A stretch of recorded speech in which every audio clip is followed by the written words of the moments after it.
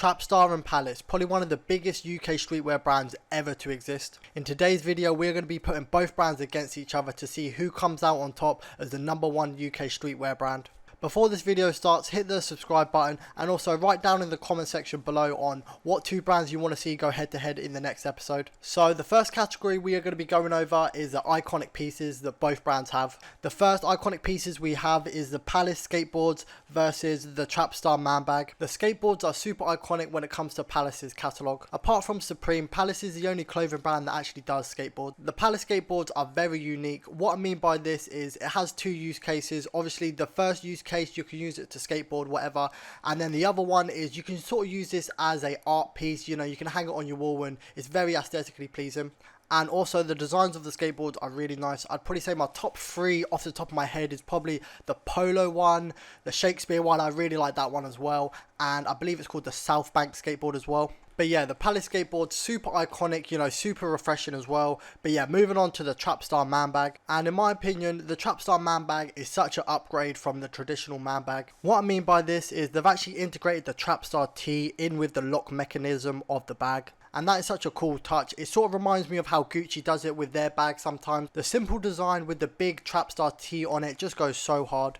I do rate the Palace skateboards, but I am going to have to give this point to Trapstar just for the simple fact that they've upgraded the man bag and sort of add their own touches to it. So the point stands 1-0 to Trapstar. Moving on to the next iconic pieces, we have the Palace Tri-Ferg hoodie and the Trapstar It's a Secret hoodie. These hoodies are very similar in the sense that they've just slapped both logos on each hoodie. The Trapstar It's a Secret hoodie is very simple, but what I like about it is they change up the colorways on it very regularly. And this also keeps it very refreshing, and also it gives other people opportunities to, you know, mix and match with certain clothing items to the actual hoodie. However, with that being said, I would like to see Trapstar experiment more with the design aspect with this hoodie. You know, maybe changing up the font or, you know, doing a different sort of design, you know, sort of how like Supreme does it. But anyway, let's move on to the Palace Tri-Ferg hoodie. And I can't even lie to you, the Palace Tri-Ferg hoodie was a hoodie to own back in the day, you know, regardless if you skated or not. Back in the day, I want to say 2016 times, yeah, people would actually camp outside the Palace shop just to secure one of these on drop day. Just a super iconic hoodie, and the amount of variations that this hoodie has is absolutely crazy. And also the variations are not boring at all. You know, you've just got so many different colors, so many different designs, and you know, it does add a bit of personality for the brand. And as there's so many different variations / designs of this hoodie, it has sort of become like a collector's item, especially the rarer ones. I'm talking ones from maybe 2015 that even if you was to find them, you're gonna have to pay a pretty penny for them. So for all of them reasons, I'm gonna have to give this point to Palace. So the points at the moment are 1-1. Okay, cool. Our third iconic pieces we have is the Trapstar coat versus the Palace accessories. Okay, cool. Start things off. Let's talk about the Palace accessories. So the reason why I decided to include the Palace accessories up against the Trapstar coat is because Palace don't really have any other iconic pieces, but the Palace accessories are the closest thing to like an iconic item, because there's only a handful of brands I can think of that actually have these sort of accessories. And also I think the Palace accessories are just really cool, and I did want to talk about them. And in my opinion, the Palace accessories are just so unique, and they add a different layer to the brand. And also they just have a large range of accessories. You know, they'll just literally sell anything. They have released accessories such as a dartboard, an ashtray, I really fuck with that ashtray, a Palace rug as well, I fuck with that rug differently, ice cube holders as well, and a dog toy, you know, aka a toy for your mother. And a lot more unique accessories. Obviously I'm not going to name them all because I'll be here all day, but those are the ones I sort of fuck with. Okay, cool. Now we're moving on to the Trapstar coat. Accessories are all good in that, yeah, but when you got half of the UK wearing the exact same coat, you know you did something right. Apart from a Canada Goose or even a Monclizzy, there isn't really a coat that tops this coat. A super clean coat, and I fuck with the design of the actual coat. And what I do like is that every single year Trapstar releases this coat, but it's an upgraded version of the coat with, you know, different branding, different sort of designs. So it sort of makes the older version of the coat more rare and more valuable. This is probably Trapstar's most iconic item ever created, because when you think of Trapstar, you think of this coat. However, I am really stuck on who to give the point to, because on one hand you've got Trapstar with probably the most iconic coat in the UK at the moment, but then you got Palace with just such unique accessories that give the brand a bit more personality, and also creating a new avenue for other brands to follow in the future. I am really stuck, but I'm going to go with my gut feeling on this one, so I am going to give this point to Trapstar.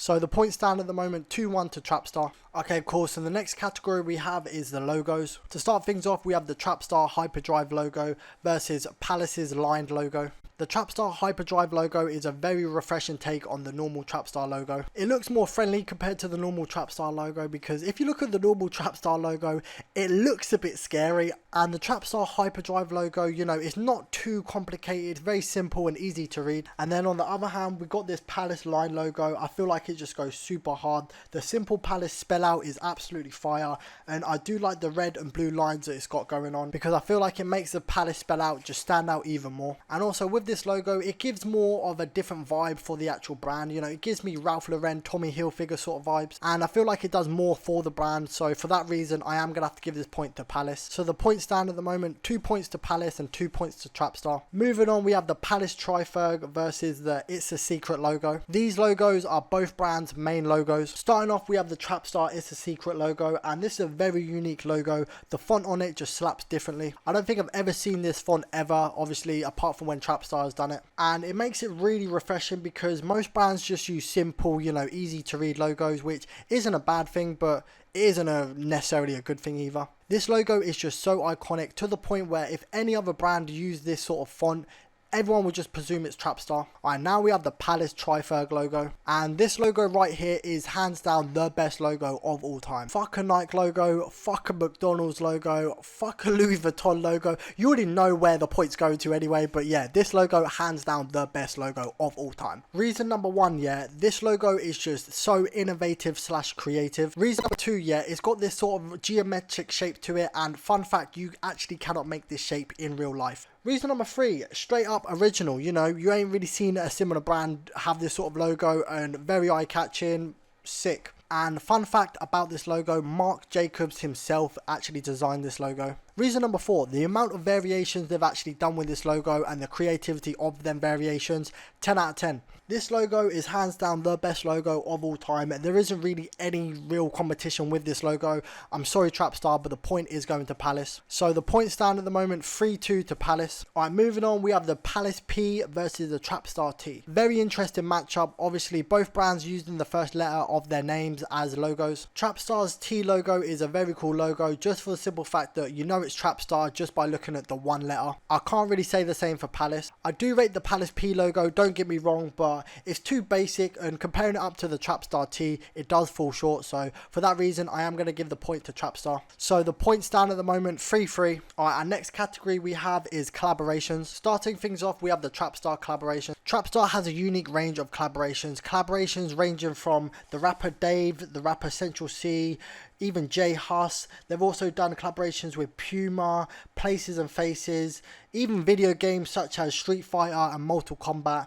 and even anime such as Naruto and others. I do believe Trapstar's collaborations are very unique. What I mean by this is they don't necessarily collaborate with brands, they'll collaborate with like actual people. Predominantly music artists in the UK. You know, you've got Dave, you've got J Huss, and probably the biggest one they've ever done is Central C. And I do believe that Trapstar did have a massive influence in boosting Central C's career from the beginning. They've actually done 2 collaborations with Central C, I believe. The second one just goes hard on a different level. And I do think it's very generous of Trapstar to collaborate with artists, because it's normally around the time when they've got an up and coming album, and it does help album sales. And I am aware that Trapstar do benefit from this as well. Even other collaborations go hard, such as the Street Fighter and Mortal Kombat collaboration. And for a brand to collaborate with a video game, it's just so original and very unique. And the fact is, they actually delivered on this collaboration. It wasn't a dead collaboration, they actually had some nice pieces. And also their anime collaborations go just as hard. The Naruto collaboration slaps differently, I can't even lie to you, and the Hunter x Hunter is also a sick collaboration. But with that being said, I'm still waiting on a 7 Deadly Sins collaboration from Trapstar. They need to do that. 7 Deadly Sins is probably one of my favourite animes. So yeah, Trapstar, if you're listening to this, make it happen. Alright, cool. Enough with the Trapstar collaborations. Let's move on to the Palace collaboration. Alright, so when we talk about Palace collaborations, yeah, I can't even lie to you, yeah, Palace collaborations come differently, yeah, on a next level. So let me list a couple of collaborations that Palace have done, so you know what I'm talking about. Alright, so a few collaborations that Palace have done are Gucci, Stella, Ralph Lauren, Adidas, Avisu, Machino, Umbro, and many more collaborations. After hearing that list, you already know where the point's going to, but let me just talk my shit for a sec. Although the Trapstar collaborations are sick, Trapstar has yet to collaborate with a designer brand, and Palace has collaborated with 3 of them. Also, what I like about the Palace collaborations is they embody the English culture on a different level, such as the collaboration that they did with Stella. I don't think anything represents the English culture more than a pint of beer. Also, another reason why Palace is superior when it comes to collaborations is because they're actually out here bringing brands back from the dead. And if you don't know what I'm talking about, let me show you the Evisu collaboration. Basically, what Evisu is they're this jean brand, I believe in China or Japan, and they were super big back in the early 2000s, 90s or whatever. And basically they completely fell off, dead, you know, they were down for the count. And then I think in 2018 or 19, Palace actually did a collaboration with them, and then after the collaboration, everyone started, well, not everyone, you know, a good amount of people started wearing a Evisu again, and you saw it a lot more out and about. So yeah, Palace actually brought back a dead brand. But yeah, just too many iconic Palace collaborations that I'm not even going to go on anymore. There is a clear winner, and I don't want to talk off your ears. So yeah, Palace gets that point. So the points stand 4-3 to Palace. Alright, and now our next category we have is influence. I know what a lot of you are thinking, oh, Trapstar's going to win every day. You know, I see a lot more people wearing Trapstar than I do Palace. But you can't be more further from the truth even if you tried. Granted, there are more people that wear Trapstar in the UK. However, Trapstar is only big in the UK and also Europe, whereas Palace is basically global. You know, they're big in the UK, Europe, America. They've got shops in, I believe, Japan or China. Literally, Palace is global, you know, and Trapstar is only really, what is it, national or regional? And I can't lie to you, Palace is definitely up there with brands such as Bape and also Supreme. And Trapstar is up there with brands such as Cortez and also Hoodrich. I can't really think of other levels that Trapstar is on. But with that being said, I do believe that Palace is past its peak and Trapstar is still in its peak. And I'm most certainly not looking past the fact that I do see more people wearing Trapstar than I do see people wearing Palace. I would go so far as to say it's a 5-to-1 ratio. You know, every time I see 5 people wearing Trapstar, I might see 1 person wearing Palace. But on the other hand, when you talk about both brands being in their prime, obviously Palace back in the day in their prime, they were up against Supreme and Bape, and they actually broke into other countries such as America and China. But I can't really say the same for Trapstar. They ain't really broke into America as of yet. So I'm probably going to have to give this point to Palace. But then again, Palace in its prime didn't have every celebrity / rapper in the UK wearing their stuff. So I am very lost for this one. I'm going to give them both points. Fuck it. You know, they're both doing their own sort of thing, and, you know, you've got to respect it. So the points stand 5-4 to Palace. Alright, cool. Our next category we have is the clothing. And this is a very hard one because obviously clothing and fashion are very subjective. But regardless, I'm going to try my best. I would say Palace is more streetwear and then Trapstar is more road. And I know that is very hard for you to wrap your head around. So basically, Palace is for the guy that, you know, is chilling at the skate park, you know, smoking weed or whatever. And then Trapstar is for the guy that's chilling on the block, smoking weed or whatever. What I do like about Palace's clothing range is they're very diverse. You know, they could do vintage, streetwear, and even, you know, sportswear. However, Trapstar ain't really got that diversity that Palace has, but the one thing that they do have that Palace don't have is they cater towards women as well. And I can't lie, yeah, that deserved a round of applause, yeah, because that is such a genius idea. But yeah, moving back to Palace, what I will say about Palace's clothing range is for every sick item that they have 2 shit ones. What I mean by this is that they'll have just wacky designs that are just not it, and they'll have just so many clashing colours on one, you know, item, and, you know, it's just not it. It's like, for example, they'll release an item that is just so god tier, you know, you see it, you have to have it, you know, just 10 out of 10, and then in the same drop they'll release a top with a fucking duck on it. But on the other hand, I would say Trapstar is more consistent with their actual clothing. Don't get me wrong, they probably have some shit clothes, but not as much as Palace does. But with that being said, when it comes to Trapstar, their range isn't really there. It's just mostly roadwear, streetwear, whatever you want to call it, but they don't really branch out into other, you know, avenues. I feel like Trapstar sort of recycle the same designs and don't really experiment the way that Palace does. However, I would like to see Trapstar branch out a little bit more. So with everything into consideration, I am going to give points to both brands just for the simple fact that I feel like their clothing ranges are very balanced, because Palace has a good range of clothing, but they're not consistent in the amount of good items that they sell, whereas Trapstar is consistent in the good items that they sell, but they don't really have that much range. So the final point stand is 6-5 to Palace. For our winner between Trapstar and Palace, yes, Palace is the winner. I do believe I gave both brands a good representation. I did try my best anyway, and yeah, I do believe that both brands are the kings of UK, you know, in their own respective right. Obviously Cortez is creeping up there, and also I did try to give you lot a better inside of Palace, because I feel like Palace don't get the respect that it deserves. You know, it was sort of the front runners for the UK at one point in terms of streetwear, and I do feel like it did set the foundation for a lot of clothing brands to follow in the future. But yeah, let me know on what two brands you want to see a versus with. I might do Ralph Lauren versus Lacoste or Tommy Hilfiger. I haven't decided yet, but give me some designer brands. I definitely don't want to do Louis Vuitton versus Gucci, because I feel like Louis Vuitton would just wipe the floor with Gucci. You know, I feel like Louis Vuitton will wipe the floor with any brand. So give me a different designer brands that, you know, can go head to head. And yeah, it's been your boy. I'm out. Bless.